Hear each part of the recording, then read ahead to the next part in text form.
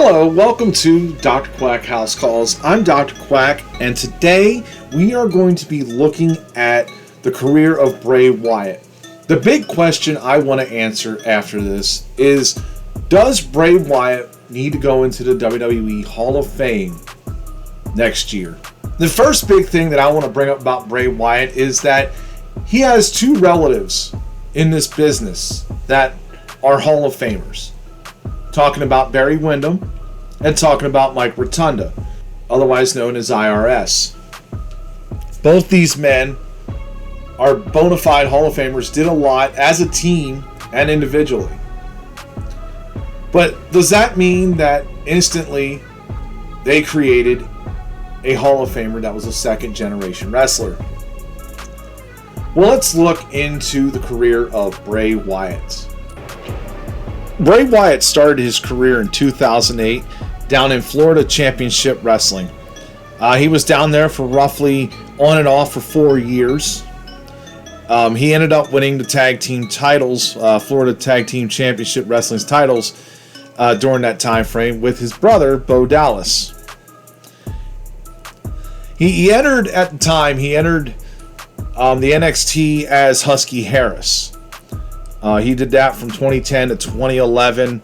You know, he was a part of the Nexus crew, and he did a great job with that. I mean, that whole storyline I thought was really good. It paid off with a lot of great guys who ended up moving up into business. But it didn't have long-term effect. It was okay, but, you know, he needed to move on from that. And then he got rebranded. He got rebranded as Bray Wyatt in NXT, and he created the Wyatt family.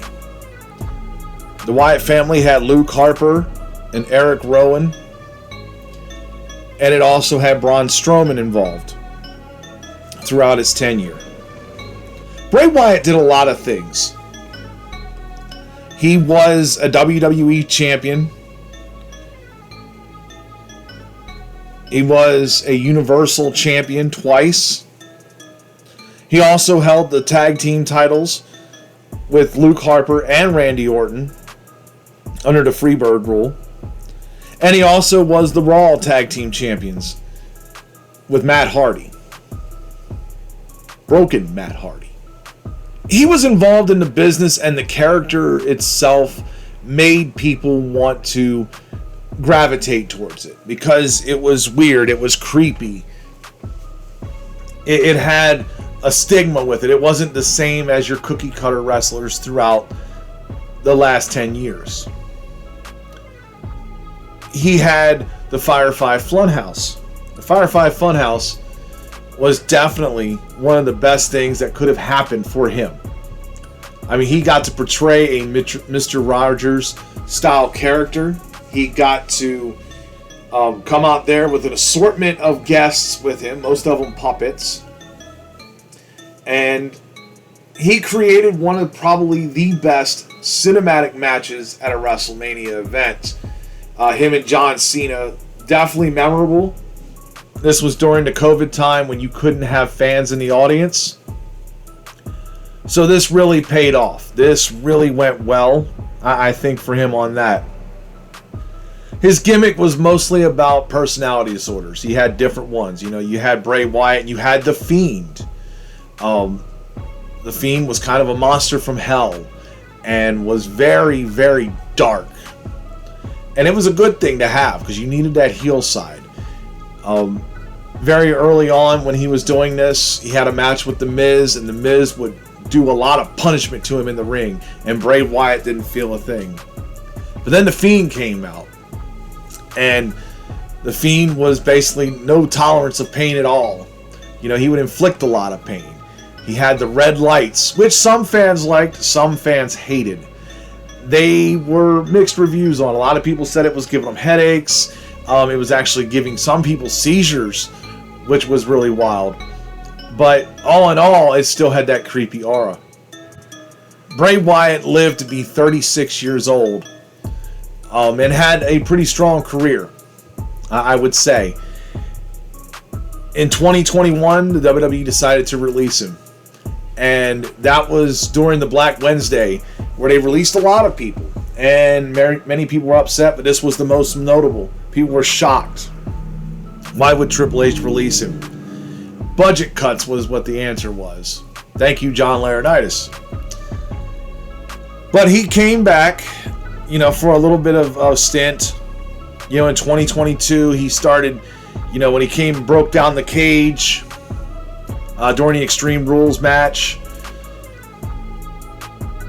He had, a thing that he was kind of doing in the last years of his career, where he had Uncle Howdy and he had Alexa Bliss. Alexa Bliss, I felt, was a great thing for his character. For that whole storylines where things were actually building up.